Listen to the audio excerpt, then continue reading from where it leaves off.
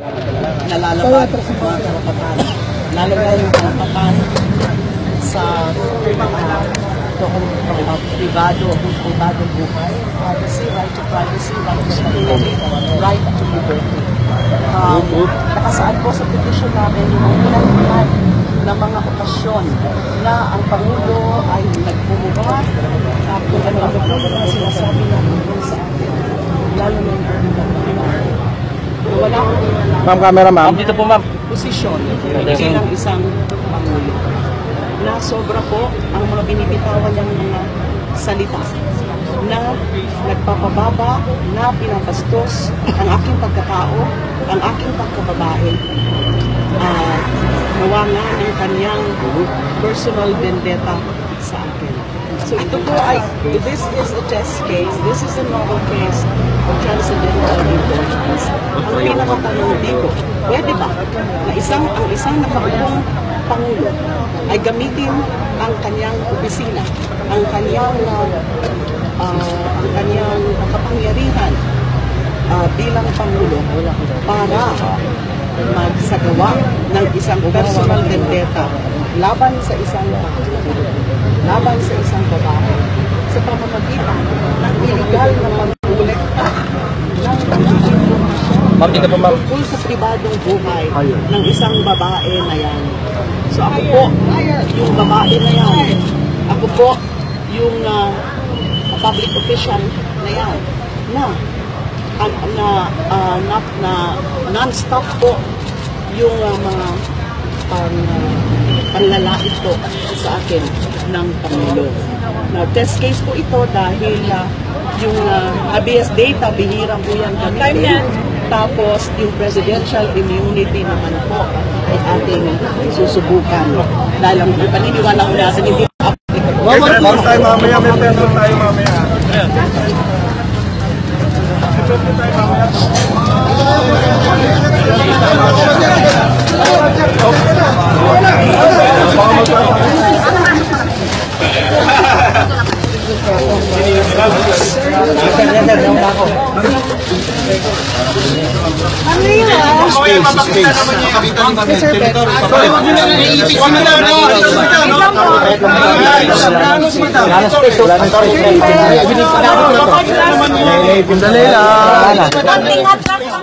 Atras.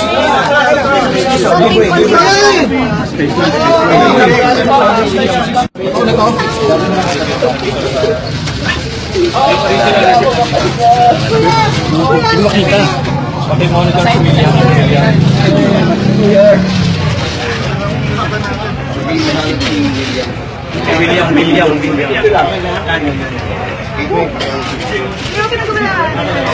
No, naman. Kuya, bababa naman ng konti. Okay na to.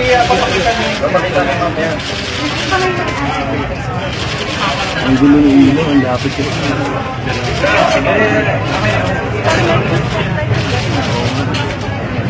Yes, nandito po. Kuya, ano sa kanila mo ba? Ito naman tol. Uwi lang ginaw dito sa banda dito. Madilig sa amin eh. Bitaw! Sorry.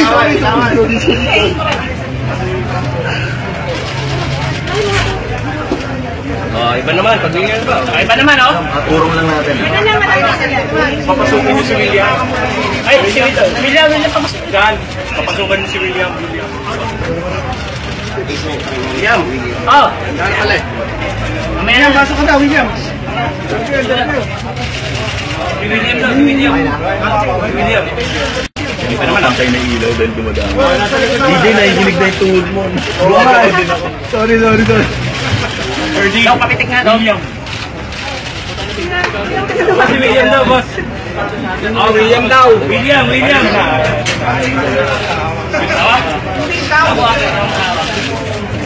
Pasok eh. Tingin mo ka.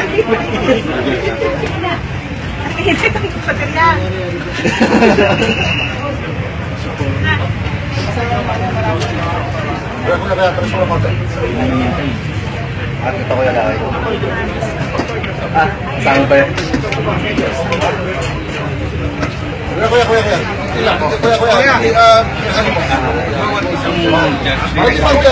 Taas ba ba? Doon, wala yan. Wala.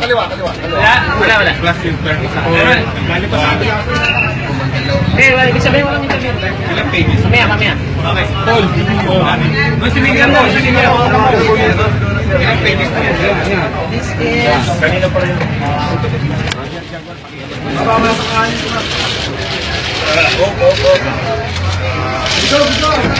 Andito. Okay, nasa baba ako. Man, patipigin nga dyan, man.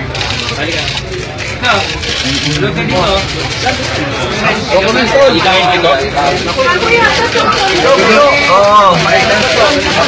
Wala, hindi ko magalaw yung kamay ko. May lang.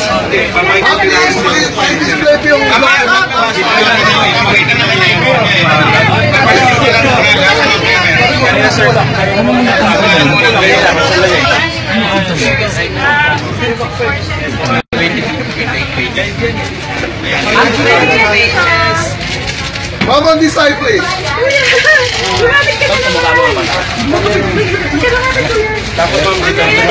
Ma'am, dito, ma'am.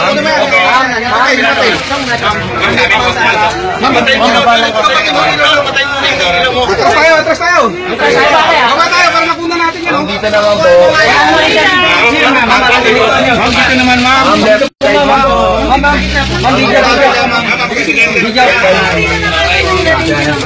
left side mo. Wala papeles, ha? Kaya pababa ka, eh. Kasi lang, ma'am. Tapos ulit, ma'am, ulit. Ang left side po. Tapos gilid. Ang left side po. Okay, sige man tayo. Oh, mag-yan on the back. Ang dito, ma'am, last. Madam, dito naman left side. Oh, mag-yan on the Left side pa, back. last. Madam, left Oh, side. mag-yan on the back. On this side, please. Ilaw. Ma'am, left side pa konti. Oh, mag-yan on this side.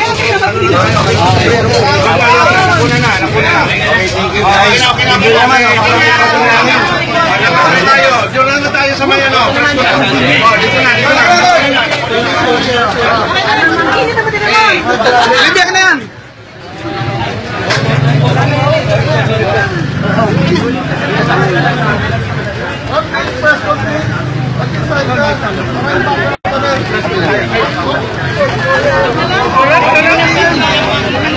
Please with the background. Mamaya, tasin na lang. Yes, ma'am.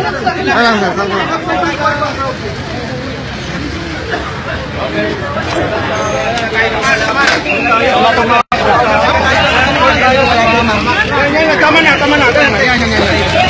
Ate, ikaw din sa taas kami.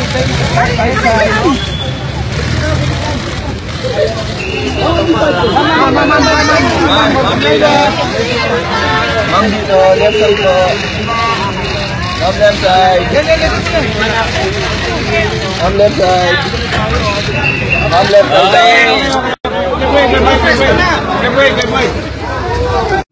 At ang kulay po ng buwan na ito ay orange. Kaya kahit po nakaitim ang marami sa amin, ako po'y nag-orange.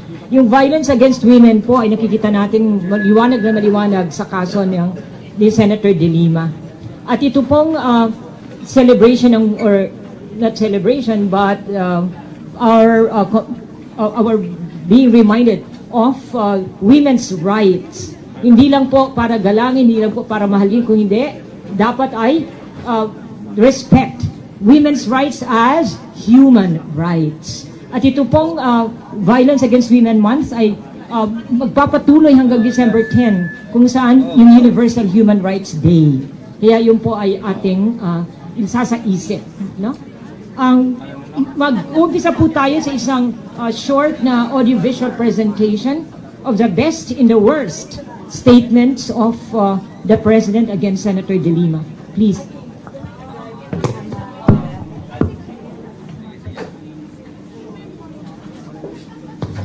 This interview of womanhood to take away the heat. She will have a nervous breakdown.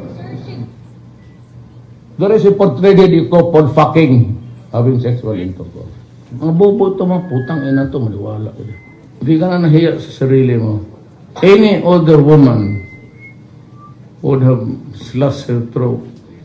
Putang ina ko nanay ko yan, barilin ko. Ang putang ina niya. Ngayon naging senador, daldal ng daldal, daldal ng daldal.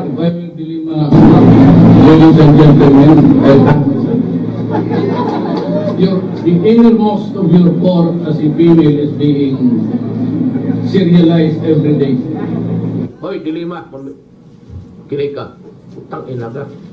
Do not act with me. Let me ask her, what is the name of your driver? Putang ina mo.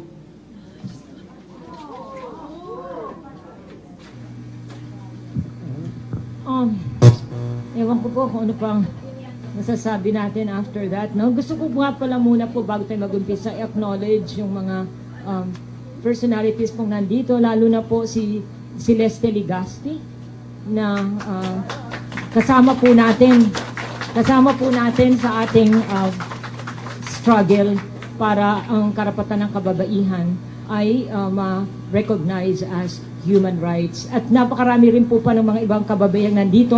Mahirap na pong i-mention lahat, no? Pero later, we can also call on them. So let's now start with the personal account of events that led to the filing of the De Lima versus Duterte case, kung saan salamat po at sinamahan niyo kami sa pagpa-file nung kaso. Medyo po malayo at napawisa-pawisa tayo, no? At dito po si Guy, ha? Si Dr. Claudio, siya po ang pasimuno ng #everywoman, kung saan nagkaroon po ng napakaraming likes, no? Mga 3 million, natapatan natin yung number of supporters ni Duterte. At yan po isa sa mga factors kung bakit kinabukasan sabi nila, wala namang sex video eh. No? Wala namang kami ipapakita. Kaya gusto ko rin pong sabihin na napakalaki na naging papel na ginampanan ni Dr. Sylvia Claudio. Ang nanay po niya, teacher ko, kaya dated na po ako. Okay. Ngayon po, mag-umpisa na tayo with the personal account of events ni Senator De Lima.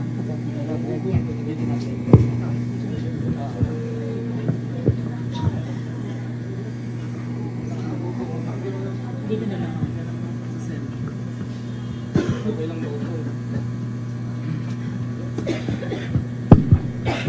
Magandang umaga po sa inyong lahat.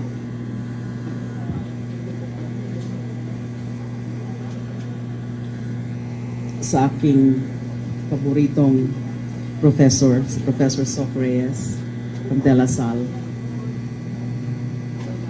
ang aking abogado po, lead counsel, the highly respected human rights lawyer and now Dean of the De La Salle University College of Law, Dean Attorney Jose Manuel Chel Jokno.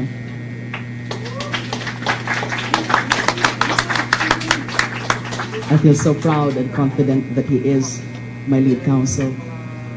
Dr. Guy Claudio, a prominent, renowned psychologist whose judicial affidavit is attached to the petition as one of the supporting evidence. Ang mag-explain po mamaya tungkol dun sa ano exactly yung petition ng habeas data at bakit yun ang pinili naming course of action or remedy bilang pinakauna sa aming series of legal offensive na gagawin kontra kay Rodrigo Roa Duterte ay si Dean Jokno po. At magsasalita rin po si Dr. Guy dun sa kung ano yung kanyang opinion, kung ano yung assessment sa epekto ng mga ginagawa at yung mga pagmumura at pag-iinsulto, paninira ng aking dangal ng Pangulo. Nakita nyo na nga ho, mga sample lang po yun. Marami pa siyang mga binitawang mga salita na sobrang bastos laban po sa akin. Napakalaking bagay po para sa akin ang tumayo dito at makitang hindi ako nag-iisa. Marahil marami na namang kilay ang nakataas ngayon. Ayan na naman si Leila de Lima. Nagpapapreskon at may bit-bit pang petisyon sa Korte Suprema ngayon. At laban pa sa mahal na poong Duterte. Hindi na talaga marunong madala si Leila. Opo, wala nga talaga akong kadala-dala. I am who I am, and what I am, like it or not, is a fighter. Pero kung kilala niyo po ako, at kung babalikan natin ang huling 8.5 taong iginugol ko sa pagsisilbi sa bayan, at ilang dekada bago yon na ginugol ko naman bilang isang abogado, sumasabak ako sa laban kapag alam kong mayroon akong pinaglalaban. Maiintindihan ko kung hindi naiintindihan ng karamihan kung ano ang legal basis ko sa pagsampa ng kasong ito laban kay Rodrigo Roa Duterte. Pero kagaya ng nasabi ko, ipapaliwanag po yan ni Dean Jokno. Pero yan mismo ang unang hakbang para maintindihan ninyo kung saan ako nanggagaling. Ang sinampahan ko ng kaso ay si Rodrigo Roa Duterte, hindi ang Pangulo ng ating bansa. Nagkataon lamang na isa sa mga maskarang isinusuot ni Rodrigo Roa Duterte ay ang maskara ng pagkapangulo ng ating bansa. Si Rodrigo Roa Duterte ang aking sinampahan ng kaso dahil sa kahindik-hindik, karimari-marim at kasuklam-suklam na mga bangat mga pananalita niya laban sa akin. Mga pananalita na walang kinalaman sa kanyang tungkulin bilang Pangulo, kahit na pilit niyang ginagamit at sinasamantala ang posisyong yan para maisakatuparan ang kanyang personal na pagnanasang parusahan ako. Make no mistake, my journey down the Duterte rabbit hole started not last August 2016, nung nag-umpisa siyang yung mga pagmumura niya sa akin ng katakot-takot, but actually it started 7 years ago. Sabi ko nga, I blame former President Gloria Macapagal Arroyo. Bakit pa kasi niya ako in-appoint na chairperson ng Commission on Human Rights noong 2008? Kung tutuusin, naririto po ako ngayon dahil siguro nakilala ni PGMA na makatutulong ang aking reputasyon bilang isang hard-hitting, no-nonsense female lawyer para mapatunayang seryoso yung pamahalaan niya noon na isaayos ang ating human rights record na noon ay binabatikos both locally and internationally. Nakatulad din po na nangyayari ngayon. Sa mga Pilipinong hindi nakakalimot, marahil natuntun nyo na EJ case din ang pinagsimulan ng lahat ng ito. Hindi itong mga EJ case na nagaganap ngayong taon, pero yung mga naganap nung halos isang dekadang panunungkulan ni PGMA. Hindi ba't doon nga lumutang at sumikat ang isa sa kanyang mga general na binansagang The Butcher, si Jovito Palpalaro Jr.? At noon din umalingaw-ngaw sa buong mundo, kabilang na sa bulwagan ng United Nations, ang tinatawag na Davao Death Squad. Hindi ko po inimbento yan. Hindi pa po ako lingkod bayan, DDS na ang DDS. In fact, maybe you can say that I became a public servant precisely because of the acts attributed to the Butcher, the DDS, and the like. Dahil 30 linggo matapos lumabas ang Philippine Mission Report ng UN Special Rapporteur on Extrajudicial Summary or Arbitrary Executions na si Philip Alston, isa rin po sa mga pinakapaboritong tao ni Duterte, ay inappoint po ako ni PGMA bilang CHR chairperson. Some say she had the good sense to know that she needed a person who had the reputation for integrity and the track record that could credibly improve our government's human rights record. Perhaps what she didn't fully realize was that I am no one's window dressing. Hindi po ako palamuti lamang. If you appoint me to a post, I will execute the duties of that office to the best of my ability without fear or favor. At doon po nagtagpo ang landas namin ni Rodrigo Roa Duterte. The rest is, as you know, history. For me, it meant a public service record that saw me tangle with powerful, influential, and wealthy people. I made powerful enemies and aided by their agents because I cannot do anything less than what my duties demanded. Cowardice was not a luxury I had the time nor the stomach to indulge in. 2016 comes and here I am, a senator, again calling for an investigation into the spate of EJKs taking place in our homes and in our streets. In terms of performing my duties, I am who I always have been.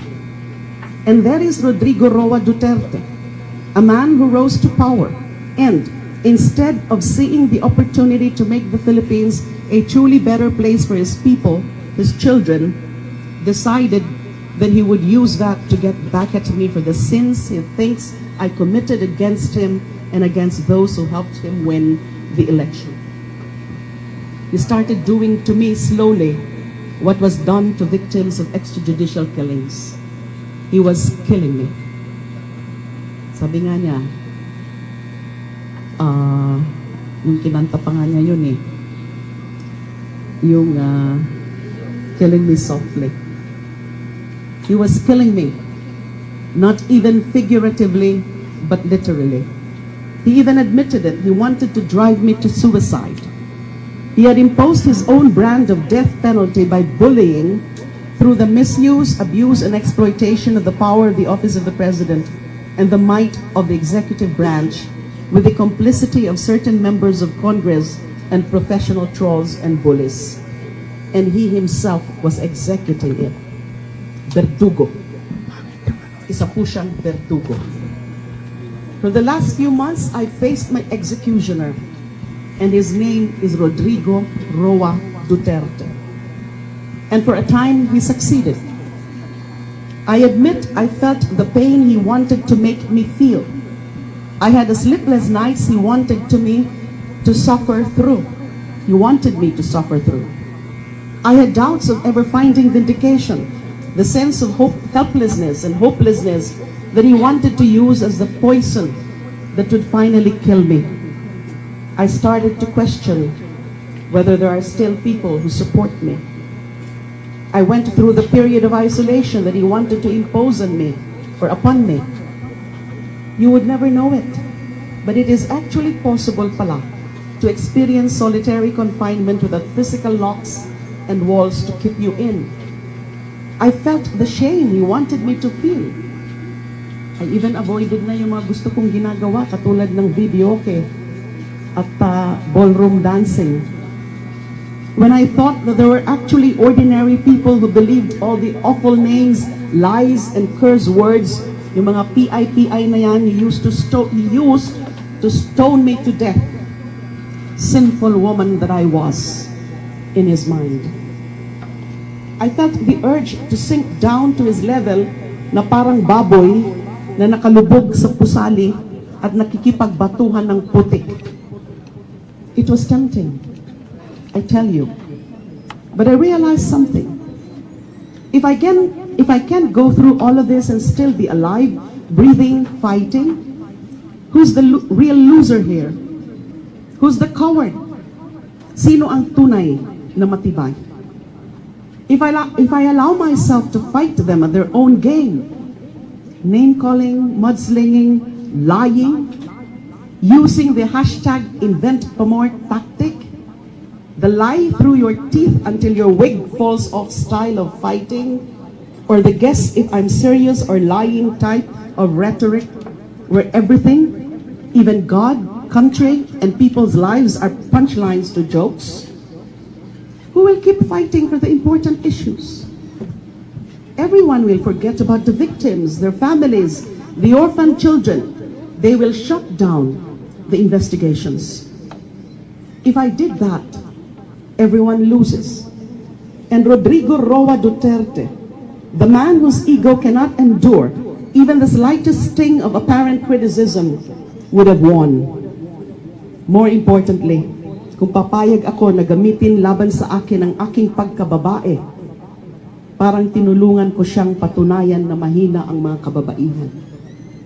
Na ang babae ay dapat lumagay sa pinaglagyan sa kanya ng mga lalaki, na hindi siya pwedeng umalma, magalit at umangal dahil pag umangal siya, Parang pinatunayan niya na bungangera, pikon, balat sibuyas, makitid ang isip, walang sense of humor, at walang sense ang mga babae. Na hindi sila maasahan sa mga seryoso at masaselang usapin dahil ang tunay na kagalang-galang na babae ay si Maria Clara. Ang tahimik na dalaga na noong dumanas ng malaking dagok sa kanyang dignidad at pagkababae ay mas piniling magpakamatay kaysa labanan at ilantad ang lumapastangan sa kanya. Nang kanyang tanging tungkulin ng isang babae ay ang purihin at bigyan ng bulag, pipi at binging pagsuporta ang mga lalaki. Doon ko po naisip, hindi po ako papayag. Hindi ko hahayaang diktahan nino man, babae man o lalaki, kung paano ko susukatin ang aking sariling dignidad at pagkatao. I refuse to purchase a quiet existence by stroking the ego of any man. And that's the most important point here. I wish to stress that. The biggest sin is to use my womanhood to silence my humanity. To use a weapon meant to oppress, repress, and diminish women in order to perpetuate even greater human rights violations. I refuse to cower. I refuse to give in. Rodrigo Roa Duterte, you were right about one thing. Yes, I am a fighter. And this is me taking my stand, fighting. You call me a slut, a woman of the world. Yes, I am a woman. I am a strong woman who will not allow an insecure man to destroy her. I have nothing to apologize for or feel ashamed of because I have killed no one, and I have not engaged in or benefited from any illegal activity. I have not made other people suffer out of personal grievance or malice. I have done my job, and in so doing, I have incurred the wrath of a former president, a former Senate president, and scores of other powerful, influential, and wealthy people, and I still say I would have done it again. You cannot make me regret doing what I thought to be the right and just thing, given all the circumstances known to me. You cannot make me regret not turning blind, deaf, and mute in the face of corruption and gross violations of human rights. In defiance of you and your brand crest of misogyny, which is at this moment poisoning the minds of our people, I will stand my ground. I am sick and tired of being a victim who is always on the defensive. I choose to stand up for myself. In so doing, I discovered there are people who will stand up for me and with me. People began to reach out and extend their helping hand when they saw that I was willing, able, and ready to be the mistress of my own fate.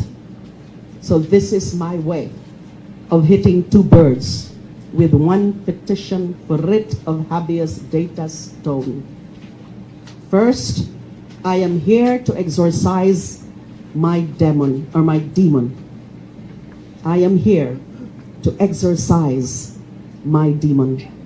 He wears a crown and sits on a throne now, but that should not shield him from being held responsible for launching a personal vendetta against one of his own citizens, just to vindicate perceived personal slights his manhood suffered 7 years ago.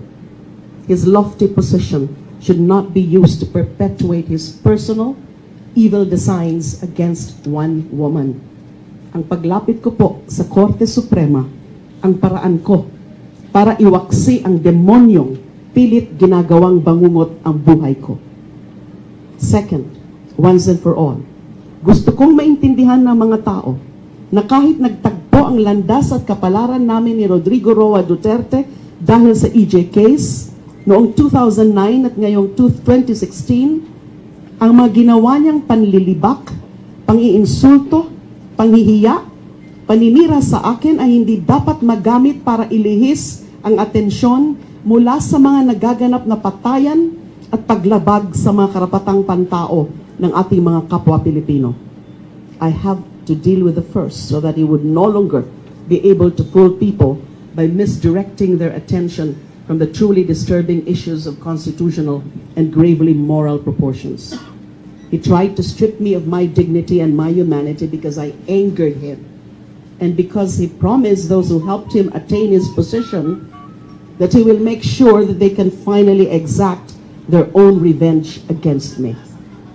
Well, I am about to anger him even more because I refuse to give him and his cohorts the satisfaction. He would have to find another way to repay his debts to them because I am done giving them the satisfaction of seeing me helpless and out of my element. And how can I be out of my element? This is my element. This is a good fight. I have the right to fight it, so I am invoking my legal right to do so, even if I have to step into untested waters to do it. Maraming salamat po.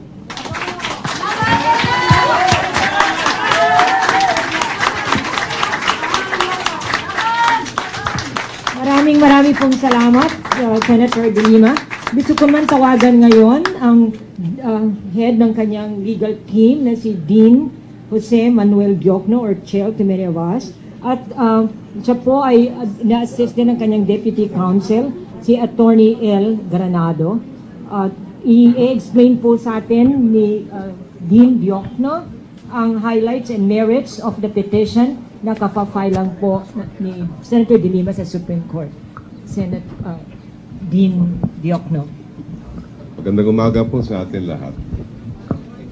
Let me begin by saying that I'm honored to be sitting beside three women and a bit ashamed to belong to the same gender as our sitting president. Kakaiba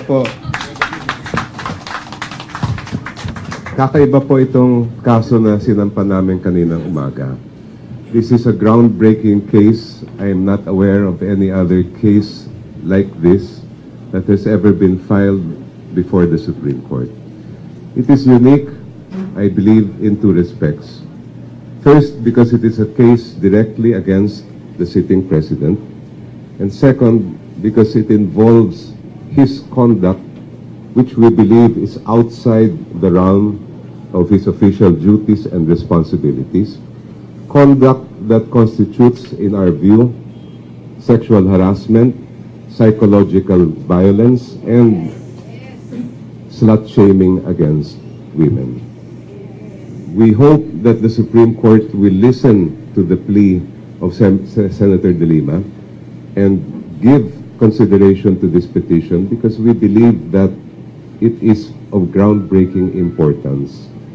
The question that we have raised before the court is very simple.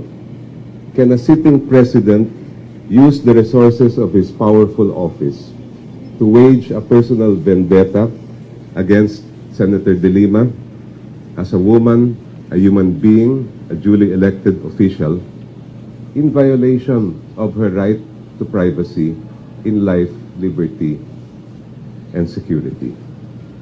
I'm sure you saw the video. That is just a few of the many remarks that have been made against her as a person. And she has really been the victim of such a bad personal attack by the president. He has accused her of screwing her driver, pumping, playing with a man's genitals. He has likened her to an X-rated artist, claimed she has a propensity for sex, threatened that he will destroy her in public, said that she is finished, and vowed that she will rot in jail. And he has subjected her to a long line of remarks that, as I said, in our view, constitute psychological violence, sexual harassment, and slut-shaming. We expect that the government will say that President Duterte is immune from suit. That is probably the main defense that they will raise.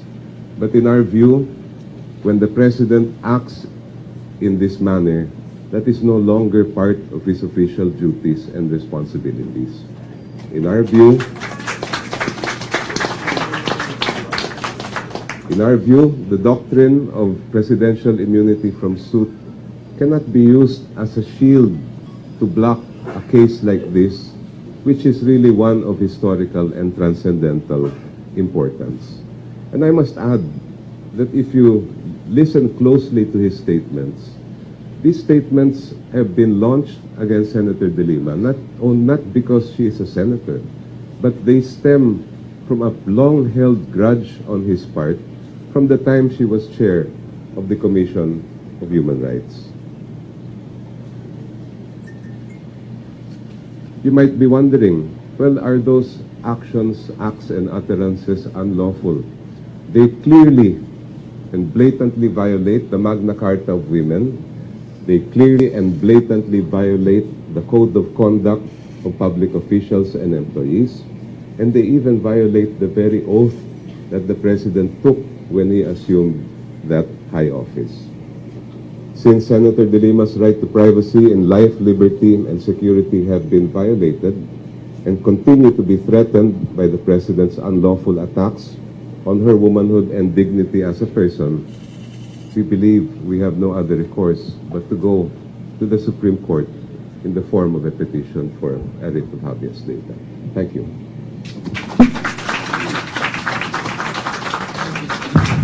Marami pong salamat, Dean Diokno. Gusto na natin ngayon pakinggan si Dr. Guy Claudio tungkol sa kanyang additional judicial affidavit, and as a psychologist to also tell us about what is happening. Tulad po ni Dean Diokno, gusto ko po sanang simulan na karangalan po na napasama po ako sa kaso ni Senator Laila. Dalawa ho ang tanong niyo siguro sa akin. Yung una ay, kumusta ba siya? At pangalawa, bakit ako sumama? Doon sa una po, matagal na ho ako nagka-counsel with victims of violence. 30 years na po. Minsan hindi ho ako sumingil dyan. Dahil po, ang karamihan po ng biktima ng victims of violence, hindi naman ho lahat mayaman. Meron din ho mayayaman, pero mahihirap. Lahat ho ng babae ay subject po dyan sa violence, no? Kaya ang natutunga nga ako, at sinabi ko kay Senator nang mag-usap kami, mula senadora hanggang labandera, nakausap ko na tungkol sa issue na ito. At ang sinabi ko rin sa kanya, hindi naman ho ako natatakot na ang nakakausap ko tungkol dyan o nakaka-counsel ko tungkol dyan ay may problema. Kadalasan po, sila ay biktima ng taong may problema.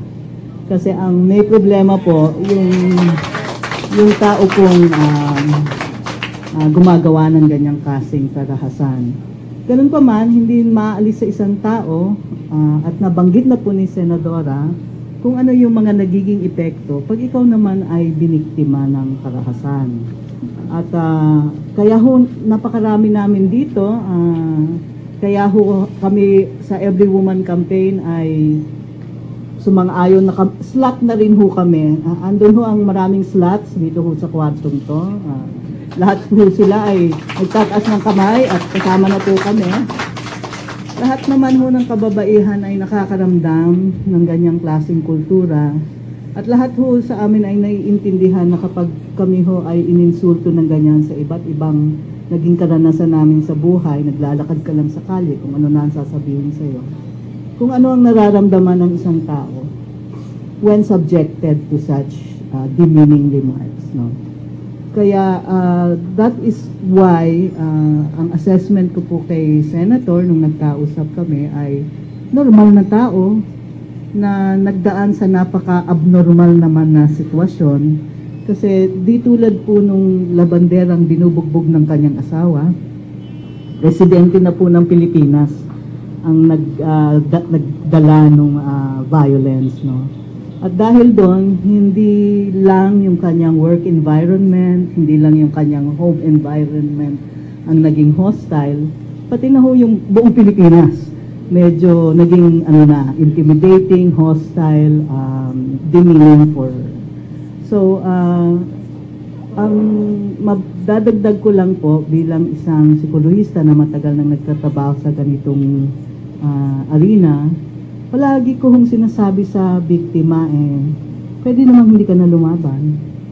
Kasi ang halaga ho sa akin ay yung tao ay maghilom at mawala na sa kanya ang kanyang stresses. Pero bilang rin ho isang psikolohista na matagal na ngang nagbibigay ng payo tungkol dito, naintindihan ko po na madalas yung justice, pati ho yan ng paghilom eh. Justice is one of the important lines towards healing. So, binibigyan ko po ng choice whether labandera o senadora. Kung lalaban po kami. At mag-uusap ho na kami ng masinsinan tungkol dyan.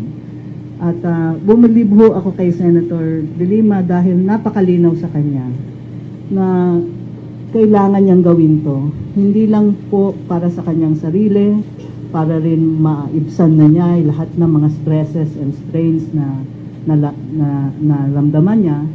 Pero malinaw ho sa kanya na ipinaglalaban niya ang lahat ng babae.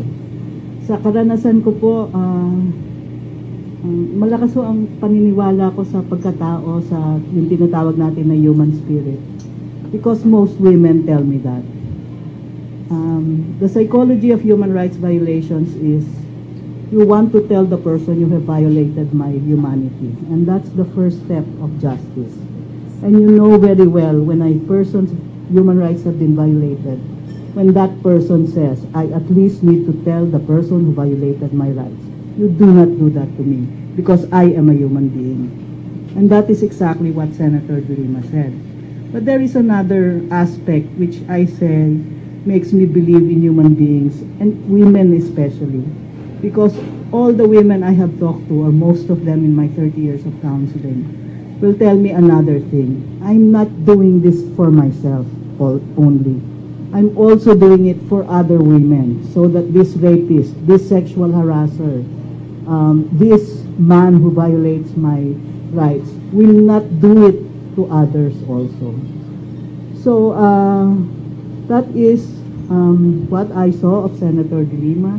Hinalo ko na po rin ang motivations ko for joining this petition, for which I'm very honored. Sinabi ko na rin po kung bakit we started that self-incrimination campaign ng Every Woman. Kung ipinaglalaban ko ho in the past, ang ordinary office worker, student, sabi ko nga, labandera, tindera, lahat na po ay naipaglaban ko. Mahirap naman din pong umatras kung senadora ang humingi ng tulungan ko siya sa kanyang laban at umatras dahil presidente na po ang aming kaaway. Yun lang po, maraming salamat. Thank you very much. Marami din dito na kasama natin ngayon sa laban para kay Laila na gustong magbigay ng maikling statement. Umpisa tayo kay Karina, si Karina Constantino David, na siya po former chair ng Civil Service Commission at isang kilalang aktivista para sa karapatan ng kababaihan. Karina?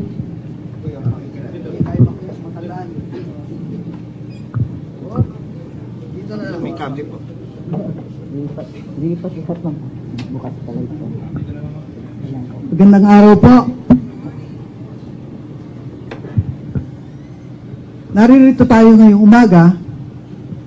Sabi nga natin, yung laban ni Laila De Lima ay laban sa ikalimang utos ng Diyos. Bawal pumatay. Iisa lang po ang prinsipyong parang gumagabay sa kasalukuyang administrasyon. Ang pagpatay. Ang pagpatay ay pagpatay hindi lang physically, kundi pagpatay ng damdamin, pagpatay ng espiritu. Yung mga pinatay physically, hindi na makabangon. Pero yung mga pinapatay sa pamamagitan ng harassment, sa pamamagitan ng pag-iinsulto, sa pamamagitan ng threats, kayang bumangon kagaya ng ginagawa ni Senadora Laila. kayang bumangon, kayang lumaban.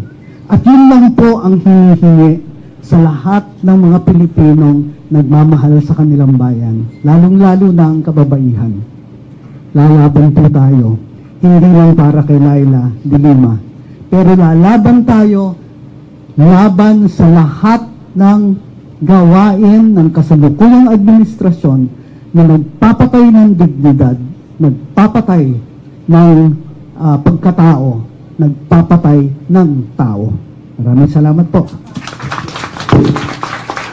Gusto ko namang tawagan si Nelly Nicolas, na isa ring kilalang women's rights leader at dating head ng Commission Overseas Filipinos. No? Ito po si Nelly. Maraming salamat, Sok, and mabuhay ka, Senator Laila de Lima. I'm here on behalf of not only the Philippine women in the Philippines, but also from all over the world.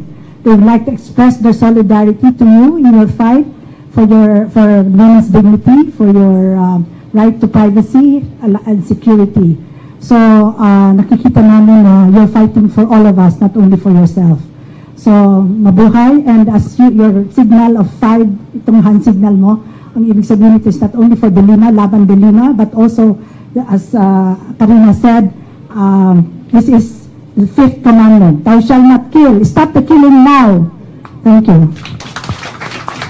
Gusto ko rin tawagan si Lot Ortiz, na isa ring napaka-masigasig na kakampi ni Senator de Lima sa laban, Laila. Magandang umaga po sa inyong lahat. Ako po ay isang ordinaryong mamamayan, isang ordinaryong Pilipina na nakikipagpanindigan sa laban ni Senadora Laila. Dahil po, masyado na, sobra na, husto na ang panlalait sa kababaihan dito sa bansang ito. Hindi po ganoon ang pagkakakilala ko sa katauhan ng Pilipino at Pilipina. Dahil po, tayo ay pinalaki na may sense of values, may respeto sa buhay, may respeto sa isa't isa. Tayo po ay pinalaking iginagalang ang pagkatao ng bawat isa, kay mahirap, kay mayaman. Ewan ko po, pero may mga tao po akong nakikita ngayon sa ating gobyerno na tila hindi isinasaalang-alang ang pagkatao ng bawat isang Pilipino. At ito po ay nakakalungkot, pero nakakagalit din. At bilang babae, hindi ko po matanggap ang mga ginagawa ng mga tao kay Senadora Laila. At palagay ko, hindi ako nag-iisa dito sa nararamdaman kong ito.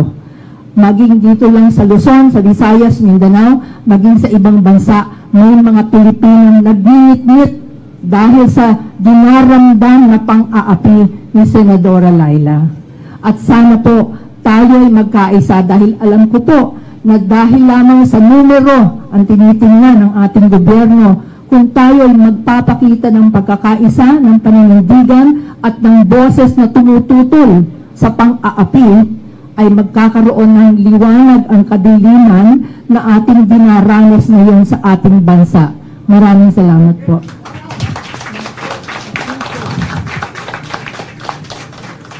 Gusto ko rin tawagan ang isang kinatawan ng Quezon City United. Ito pong mga kababaihang nandito sa aming harap na table. Rocky, I'm sorry. Si Rocky pala. Pagkatapos gusto ko rin tawagin ang isang representative ng ating religious para makibahagi kung ano ang kanilang stand tungkol dito sa laban, Laila.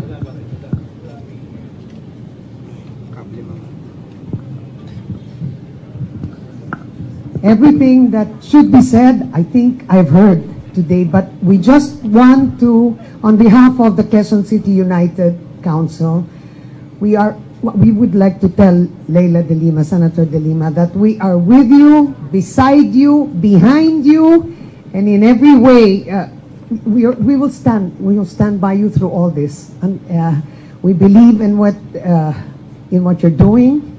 And we stand together with all the women in the world. Thank you very much.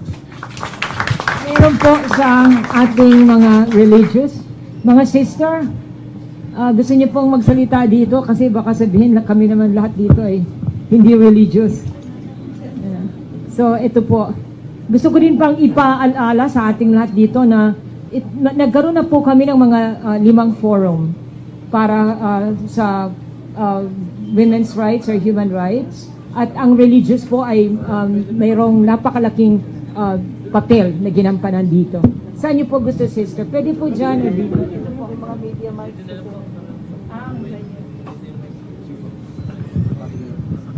In behalf of the Association of Major Religious Superiors in the Philippines, we are giving our full support because we believe that when the dignity of the person is oppressed, the religious have to be there and to support everyone. Thank you so much.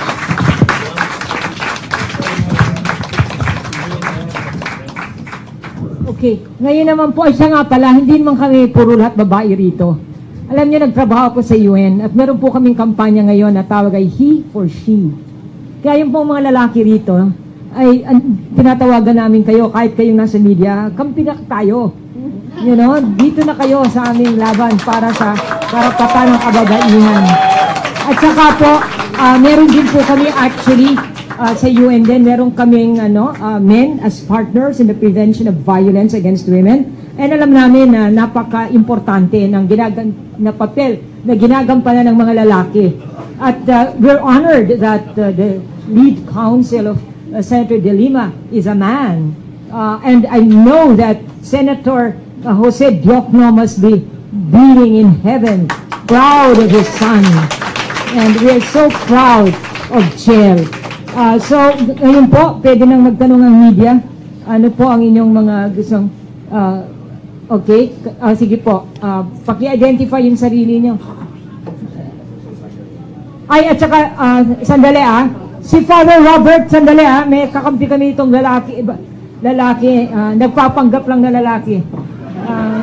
Ang sabi niya sa amin, ang totoo, babae siyang sa puso at sa salita. Sandali lang naman po, nagdasal na po ako. Dito sa diwa ng aking panalangin, kami mga pare, marami kaming kasalanan. We abuse the pulpit. And sa pulpito, marami sa amin nang iinulto rin ng babae. And there are many ways that we have become abusers also. That's why we know that. And the Pope has been apologizing, no? Kaya, it's not only this president. I think, yung sinabi ko kanina, kayo po, Senador, ay sumasalamin sa mga kababaihan na hindi lang inabuso, kundi lumalaban. Pero ang ating Pangulo ay sumasalamin rin sa maraming lalaking umaabuso kasama ng mga pare, obispo, taong simbahan, men of the cloth and men in robes, mga umaabusong abogadong lalaki sa Korte Suprema, Court of Appeals, Regional Trial Courts, Metropolitan Courts, male lawyers, mga lalaking nagtuturo, male teachers. This is a call for men of whatever profession, whatever status in society, to look humbly at themselves and say, mea culpa. We are represented by the behavior of this one man, and we are ashamed. Kaya, may I quote you, Attorney Diokno, I am ashamed also to belong to the species, not to the species, but to the gender to which the leader of this land belongs. But we are not beyond redemption. Kaya nananawagan ako kay Pangulong Duterte, please stop abusing women.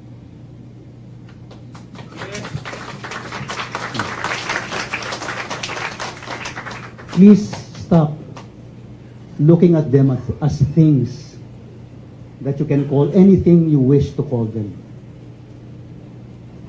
When you won as president, the first thing you did was to go to the tomb of your mother, and you wept like a child. You wept at your mother's tomb Why did you weep? Bakit po kayo umiyak? Balikan niyo po nung kayo'y bata pa. Yang inang yan ay tinuruan kang magmahal sa kanya at sa lahat ng babae sa iyong paligid sapagkat ang nagbigay sa iyo ng buhay ay isang babae. At lahat ng babaeng naririto, bibigyan ka ng buhay kung sila iyong igagalang. Bibigyan ka ng buhay ni Laila de Lima. Itigil mo na ang pambabasto sa kanya. I think there is forgiveness as well. I think in her heart, if you will ask forgiveness, if you will stop the slut, what do you call that? The slut shaming and all the meanness that a chauvinist is capable of, you can be forgiven. But humility is necessary to ask forgiveness. So nananawagan rin ako sa inyo, Pangulong Duterte. Tama na po ang yabang ng kalalakihan. Tama na po ang macho. Ang mga macho po nagsisimula ng giyera sa mundong ito.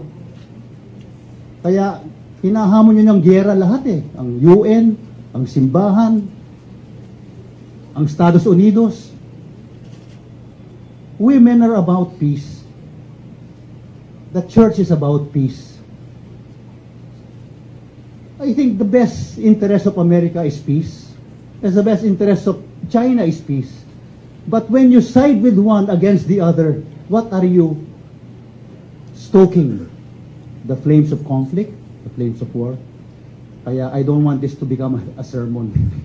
I said, mihingi kami ng tawad. Lalaki ako. Marami akong kasalanan sa kababaihan. Patawarin mo kami, Panginoong Diyos. Patawarin niyo po ang aming Pangulo at sana'y antigin niyo ang kanyang konsyensya at ang kanyang puso. Mahiya po kayo sa kababaihan, Pangulo. Itigil niyo na po ang pagmumura. Kami rin po mga lalaki ay nahihiya dahil parang unti-unti po kaming tinuturuan na okay lang magmura, okay lang gamitin ang lahat ng nakakahiyang salita sa publiko, sa pulpito, sa korte. Hindi po pwede.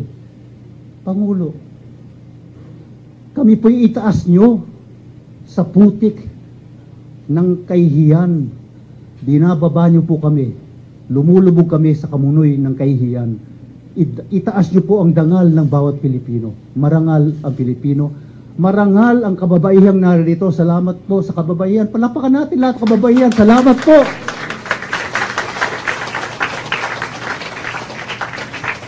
Hirap kami mga lalaki na isigaw, dangal, dahil karamihan sa amin ay bastos.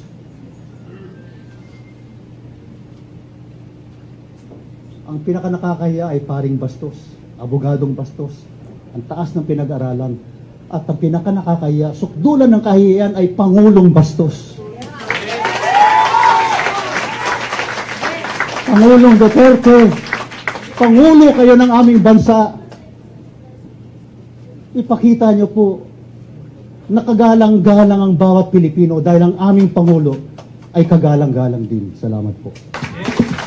Salamat marami, Father. Now we can call the media to please first state your name and then, okay, so we go by this table first and then go to the next table. Is that okay, gentlemen?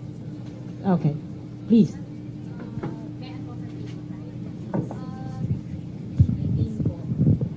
Pwede pong paki-explain lang sa amin para mas madaling magpaliwanag sa public. Paano ho makakatulong o makakapagpatigil ng panghihiya yung isinampa niyo pong writ of habeas data?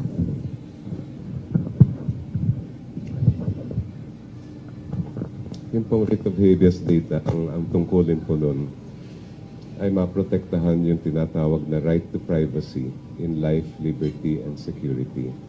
If you look at the statements that the President has uttered, they indicate that he has been in the process of collecting and gathering information about the personal life of Senator De Lima. Information that really has nothing to do with her work as a public official. Information that is clearly outside of legitimate public concern. Ang writ of habeas data po, pag yun ay i-grant ng Supreme Court issue an injunction to stop those kinds of threatening language and to stop other forms of unlawful conduct which we have alleged in the petition. They can also, the court can also do something about the unlawful collection of information about the private life of the petitioner, as well as provide us access. Sino ba talaga ang mga sources niyan? Talaga ba may basehan yung mga sinasabi ni Presidente? Kaya po yun ang pinili namin na course of action. Sana po, sabi to destroy yung information. Din yung sabi lang na to give her access to the sources, to rectify, suppress, destroy the database information or files under their possession. Yes, it would appear that the President and his officials have been developing a database about the Senator. And if that is established to be true, and it was unlawfully gathered and it is inaccurate, then the writ of habeas data allows for that data to be suppressed or destroyed. Question dito sa table din ito. Then we go to the next table. Yeah, Good morning po. Cecil Lardizabal from CNN Philippines. Na-mention ni Senator De Lima kanina that this is just the first of the series or one of the many legal actions against the President. Pwede niyo po bang sabihin kung ano yung mga susunod pang plano ninyo, legal plans, at kailan po isasampa? Okay, you have to forgive me, but I cannot yet disclose kung ano yung mga next legal moves. Suffice it to say na yung legal team po is already preparing for other legal actions to be made or other cases to be filed. Pero hindi ho kasi advisable na ina-announce bago po ito isampa because we are telegraphing our moves. Baka ho gumawa ng mga paraan para to try to preempt these actions. Pero meron pa hong mga susunod dahil nga marami naman hong mga panlalabag na ginagawa sila. Within the year din po ba o laban kay Pangulong Duterte lang or some of his men? Yung iba pong mga ifa-file, hindi lang yung Pangulo kundi yung iba pa. Yung mga tumutulong sa kanya dyan sa mga ginagawa nilang panggigipit at panggigiit sa akin. Yung mga acts of harassment, acts of persecution. So hindi lang ito tungkol dun sa pambabastos sa akin, paghingi-alam sa personal na buhay ko, pangungulekta ng mga impormasyon about my personal life through unlawful means, kundi yung mga iba pa na mga ginagawa ngayon, itong mga pag-iimbento na mga istorya na yan ng mga so-called testimonies, mga witnesses dun sa di umano involvement ko sa drug trade. Katulad na naman itong latest, di ba? Pilit na naman akong linilate, ini-implicate kay Espinosa. Wala na talaga silang, wala nang katapusan. Kaya nga ang paborito kong battle cry ko ngayon is invent pa more. Fabrication na naman talaga yan. Na sinasabing na, yun na nga, nasa affidavit daw ako ni Mr. Espinosa o kung sino man siya o yung anak niya na isa ako o number 1 daw po ako sa listahan ng mga protector, mga beneficiaries nila. Katulad din ng mga inimbento nilang mga kwento noong sa House Inquiry. Lahat na yan. Wala talaga hong non-stop, incessant, relentless acts of harassment, acts of persecution, dahil nga ho, mga kasinungalingan ho yan. Katulad yan, yung kay Espinosa nga ho, hindi ko alam kung nabasa nyo na yung isang report, news report ng Cebu Daily News na kinukote yung isang kapatid ni Mayor Espinosa na sinasabi na sabi daw ni Mayor Espinosa bago siya namatay na yung affidavit na yan ay inano lang sa kanya, inabot lang sa kanya. At yung mga sinasabi doon, lalo na yung mga pangalan, ay hindi daw galing sa kanya. Katulad din yan ng mga affidavit, so-called affidavit nung mga nag-testify doon sa House Inquiry, katulad ni Mr. J.B. Sebastian, na pinilit lang po yan sa kanya. So wala ho silang, kailangan ko na hong umaksyon para labanan itong lahat na itong kabalastugan, lahat na mga kabaliwan na ginagawa nila. Dahil yun ang utos ng Pangulo na hindi nga ho sila humihinto until they really see me destroyed. So yung mga ibang actions po, patungkol naman po dun sa mga bagay na yon. Inuna muna ho natin itong petition for habeas data. Salamat po. Meron po ba dito sa table na to, bago tayo pumunta sa next table? Yeah, please introduce yourself. Hi, good morning, Jam Sasante from GMA. Attorney Shella or Senator De Lima can answer this. Pwede pong pa-clarify lang po yung scope ng information that you want the government to stop collecting. Kasi po, di ba yung alleged personal ties, for example, with Ronnie Dayan is they're claiming yun yung drug tie. So, kumbaga, yun, medyo pasok sa realm of public interest kung tutuusin. So, ano po yung, kumbaga, like yung scope ng personal information na dapat tinatigilan? Papasok lang po yun within the scope of legitimate public interest kung talagang may basehan yung information na yan. So we would want disclosure of all information regarding the private life of the senator that has been gathered or caused to be gathered by the President, and for them to explain, to tell us the basis and satisfy the court that really this information are legitimate. Ang mahirap po kasi pag puro hearsay lang naman ang kinokolekta nila at wala naman solid basis, eh siguro naman dapat hindi gagamitin po yun. Anybody else in this table? We can go to the next. May dadagdag.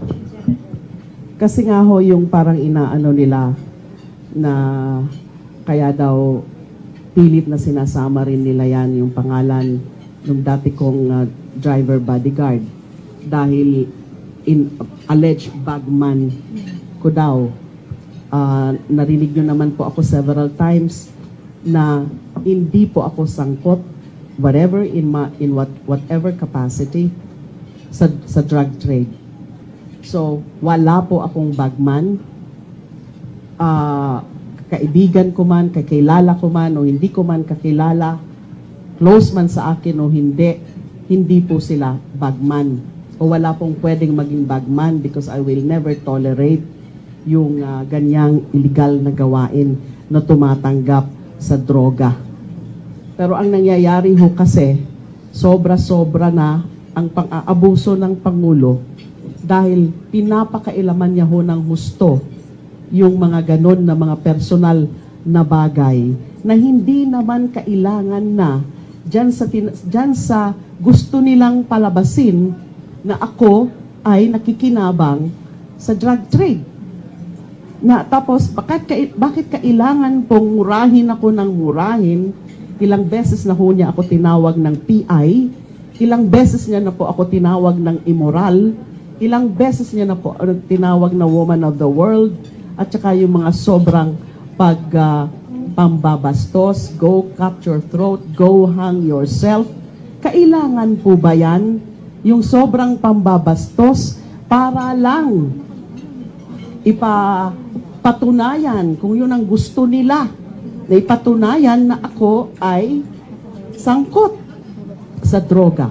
Tsaka yung pamamaraan ng pangunguha nila o pagkukuha nila ng mga so-called information na yan about my personal life.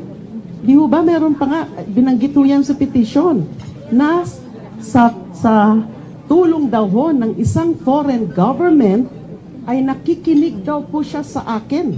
So that is an admission na binabag nila ako, na nakikinig sila sa mga private communications ko. Nalabag sa batas yan. At it is disturbing na meron di umano isang dayuhang gobyerno ang tumutulong dun sa pakikinig sa mga komunikasyon o mga conversations ko, especially private conversations. These are clearly illegal, violative of existing laws. So ladies and gentlemen, there is an admission here that our president is blatantly violating the law in trying or in violating, in the course of violating my rights as a woman. So kasama po sa prayer yan, sabihin niya sa atin, sino, anong foreign government ang tumulong o tumutulong sa kanya? Siguro hanggang ngayon ay nakikinig pa sila sa akin. Kasi alam ko po ng aking mga cellphone ay mga bugged. Dahil nag-ano sila, naghahanap sila ng so-called evidence.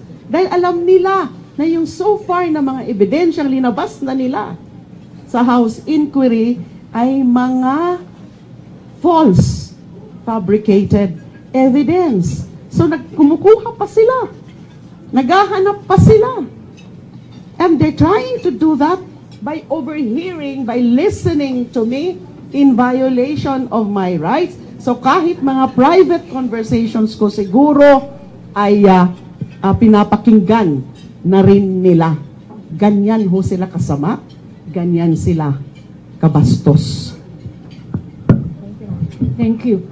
Doon naman sa susunod na table, yes please. For Senator and Dean Joc, no? How can you identify yourself? Yeah, I'm sorry. I'm Paulo Romero, Philippine Star. How can Malacanang or President Duterte actually comply with it, and how can the Supreme Court enforce such a writ in the event it will be granted? And my second question is, my third question is, if the senator, you feel that your life is in danger even up to now, I think based on my knowledge, there's another legal redress for you to be protected by the Supreme Court. You haven't, or are you going to go into that other writ to gain protection from the court? No one is above the law. No one is immune from the reach of the Supreme Court.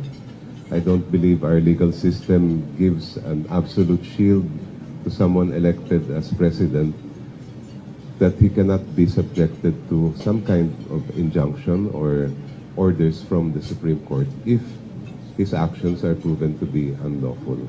At umaasa po kami na pakikinggan po kami ng Korte Suprema. Yes, take note also, nabanggit din po yan, I think, sa judicial affidavit ko, which is attached to the petition, and also mentioned in the petition, na dahil nga dyan na mismo ang Pangulo ang nangunguna sa panglalait sa akin, pang-iinsulto sa akin, pag-aakusa sa akin bilang isang immoral na babae, at pag-aakusa sa akin bilang drug trade queen, marami ho akong natatanggap talaga walang katapusan na mga hate messages, including death threats through the social media, the Facebook, and my cell phones. Lalo na nung in-announce na ng House yung numero ko. Hanggang ngayon po, meron pa rin akong mga natatanggap. Kahit sa ibang numero ko, hindi lang yung numero nung in-announce ng House Committee. Dahil sa tingin ho namin ay direct effect ito, consequence ito ng mga pinagsasasabi ng Pangulo at ng kanyang minions. Dahil they're trying to portray me as a very bad and evil woman, immoral and engaged in illegal activity like the drug trade. Kaya meron hong mga tao na wala ding hampas ang pang-iinsulto rin sa akin, ang mga kasuklam-suklam na mga sinasabi nila sa mga hate messages, including death threats po sa akin. Magpakamatay ka na. Mga ganyan. At sobrang bastos. Makikita nyo ho yan. In-attach ho namin mga sample hate messages. Epekto ho kasi yan. So nanganganib ho talaga yung aking seguridad. And syempre, sinisira ng husto ang aking dangal. Thank you po. Meron po bang tanong? Kayo, do you have another question? Wala na? Sa ating audience, meron ba kayong mga tanong? Okay ba yung mga manok dyan? Kakampi na rin natin yung... meron kayong tanong? Wala? So, siguro, kayo po, please state your name and your organization. Good morning po. Erwin Aguilan po ng Radyo Inquirer. Ma'am, other matters lang po. With regard po sa death ni Mayor Espinosa, ano po yung reaction niyo po dito? Well, sinasamahan ko po o sinusuportahan ko po yung panukala ni Senator Ping Lacson na dapat investigahan din yung kaso na yan. Pero alam nyo, dapat alam nyo ng mga kasamahan ko na napakarami pa na mga EJK cases out there. Lalo na yung mga small-time drug pushers na yun dapat ay talagang iniimbestigahan ng maayos. Kaya nga kinestyon ko po o kini-question ko yung pagtapos na kaagad ng proceedings ng Senate doon sa mga EJKs na hindi man lang mga tiningnan yung mga iba pang kaso na meron actually na mga magte-testify katulad ng mga CHR witnesses. Tapos as reported, yung circumstances surrounding the killing of Mayor Espinosa, very, very suspicious. Imagine, nakakulong na, tapos magsiserve daw ng search warrant ng madaling araw. Bakit CIDG ang magsiserve? At bakit naman manlalaban pa yung mga nakakulong na? It's an oft-repeated version na nanlaban. Katulad din yan ng mga inatay na nila. Thousands of mga suspected drug pushers na pinapalabas nila na nanlaban din. Ito na naman. Masyado na ho silang brazen. Tinatawag ko na po itong ultra or mega impunity. Di na sila nahiya dyan sa sobrang pagka-brazen ng ginagawa nila.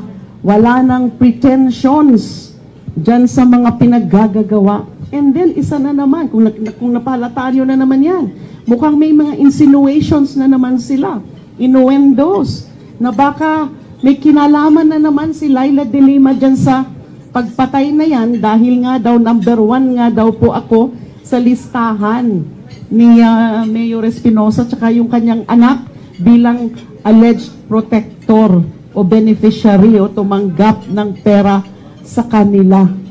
Nakakatawan na po sila. They're so absurd and to the point of being pathetic already. Lahat na lang pinipilit na ituro sa akin na hindi ko naman nga kilala yung mga Espinosa na yan. Tapos katulad nung sinabi ko po kanina, kung paniniwalaan natin yung sinabi nung kapatid niya as quoted by Cebu-based news, yung Cebu Daily News ay sinabi daw noon ni Mayor Espinosa sa kanya, sa kapatid na yan, na hindi nang galing sa kanya yung affidavit na yan, hindi nang galing sa kanya yung mga pangalan na yan. Sinubo lang sa kanya yan. So, sobra na ho ang impunity at sobra na hong nakaka-insulto sa taong bayan. Yung mga kasinungalingan at kabaliwan, kahibangan na ginagawa nila para lang ituro na naman ako, idiin na naman si Laila de Lima because this is all part of the agenda of the President to destroy me at all costs. So sinusuportahan ko yung investigasyon na yan.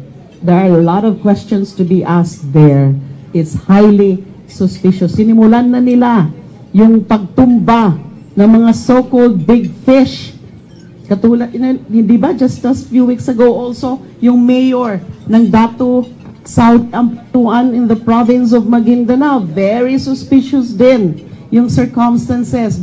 Suppose shoot out daw po yun, na mukhang rub out na naman yon. So, ano ito?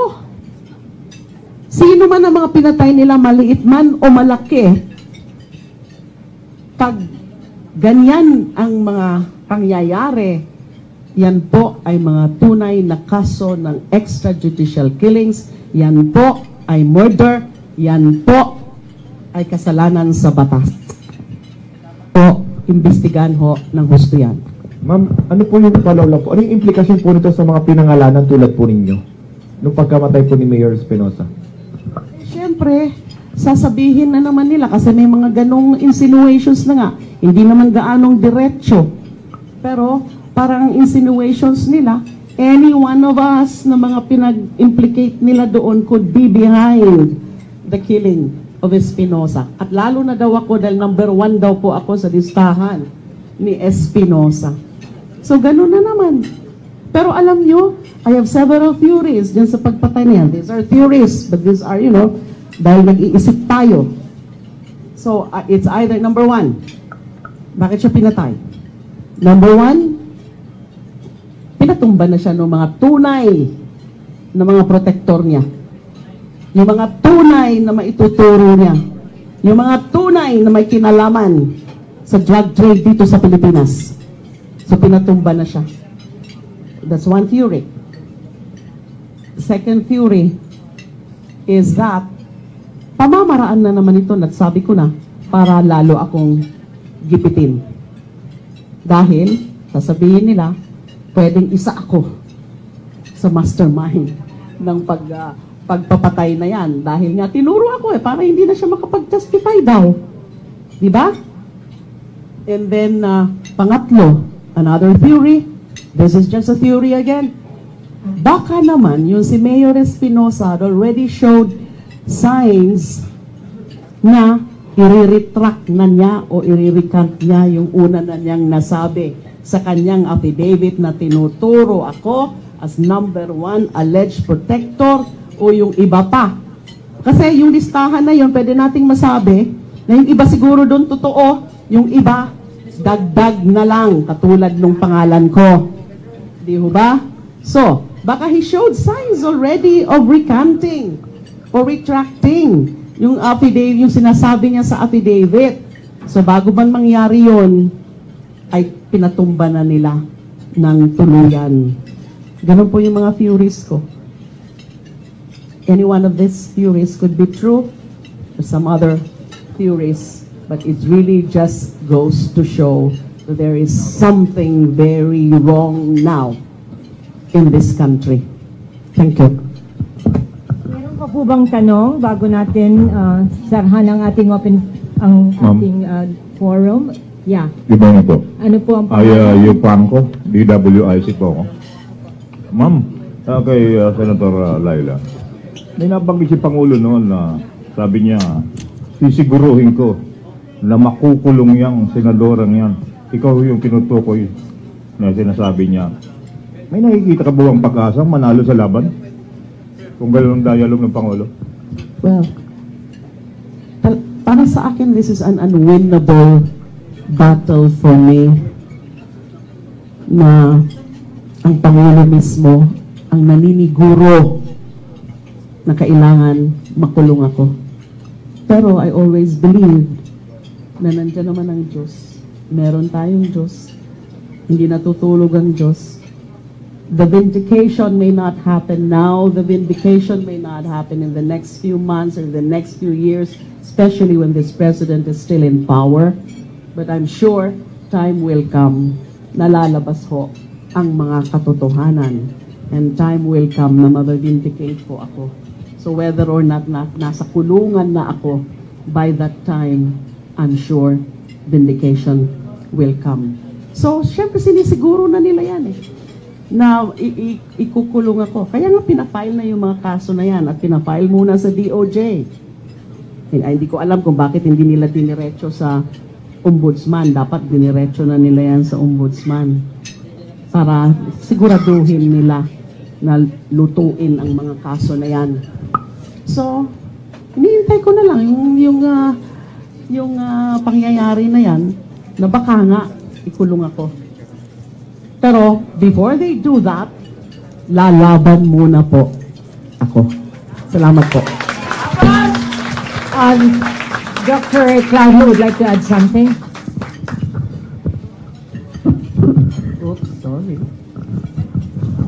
Doon lang sa tanong niyo po, ang karanasan ko, counseling victims of violence, kapag pumalag na yung naging victim, whether rape victim po yan, o binubugbog ng asawa at pumapalag na po, gusto nang umalis, o nag-a-assert na, mag-i-increase po yung violence. That is very typical. The violence will increase. Kasi ang habol po ng violence is control. At pag nagpapakita yung sinusubok ang mag-control na hindi makayanan mag-control, tataas po yung level of violence. So, tignan ho natin. I hope I'm wrong. No? But it's likely that this move of the senator will not be met peacefully and will be met with even more violence on the part of the President. Noong panahon ni Marcos, pag may mga kumukontra sa administrasyon ni Marcos, inaakusahan ka agad komunista. Dito sa administrasyon ni Pangulong Digong, pag may kumukontra, inaakusahang durugista. Hindi ho kayo maakusahang durugista dahil kinukontra niyo siya at pumapanig kayo kay Senator Laila? Hindi, inaakusahan na nga po ako bilang drug convict coddler, drug protector. Siya ba tinatanong mo? Sorry. Naku, tignan mo lang itsura ko, drugista ba to? I'm a very respectable and quite committed, to women's rights activists. Saka, alam mo ba, well, just modesty aside, I am a former UN Women official. I am professor at De La Salle University, and anong drugista, Maria. So I think naku yan ang very, very far-fetched. But I know that you just wanted to be funny. Anyway, just to close this forum, I want to close by going back to what I said originally, which is that this month is the month of prevention of violence against women. So it is very apt that on the first day after the long holiday, we have this forum on Laban Laila, Laban Kababaihan. And siguro, again, as an academic and also as an advocate, we'd like to frame this fight within the framework of democracy and human rights. Hindi lang naman ito, touch and go. Because what is really threatened here is the whole system of democracy. And alam ko maraming natatakot, alam ko maraming gusto kasi that is really the path to descending to the death of democracy. And I also like to say that, when we say that this month is the month of prevention of violence against women, as Dr. Claudia said, violence against women takes many forms. It is physical, which is usually what, women are subjected to. But there's also psychological, there's also emotional, and there's also verbal, and that is what we know now. And all those are forms of violence against women. And all those, by the way, if you just contextualize it within an international framework, ang Pilipinas is signatory to the Convention on the Elimination of All Forms of Discrimination Against Women, or CEDAW. Nag-sign tayo doon. And what is happening now, what they're doing to Senator De Lima is a gross violation of CEDAW. And CEDAW is an optional protocol, by the way, which means that women who are violated, like Senator De Lima, has recourse also to the Committee on CEDAW. She can also file a case, and some of the women in the Philippines have done that already. So I'd like to say that. And then I'd also like to close by, of course, expressing our thanks to the media. I think the media has been very, very supportive. Natulak na nga kami kanina, no? So very enthusiastic naman ang media, which is good. And I think the media plays a very important role in ensuring that the right message, the right information is really delivered. And I also like to thank, of course, the women. And Senator De Lima, don't lose hope. As I said earlier, when the women move, the earth shakes. And sabi ni Father, because the earth is a woman. And marami na kami na pagdaanan nito, ha? Dito na nga kami tumanda, dito nga ako nagkaapo, dito na nga ako nagkaputing buhok. And we keep on fighting for women's rights because women's rights are human rights. And human rights are an integral part of democracy. So we will continue the good fight, and thank you to all the groups who are here, the women's groups, the religious groups, the other civil society organizations. This is just the start of a long but determined and decisive battle for victory. The women never give up. Thank you so much.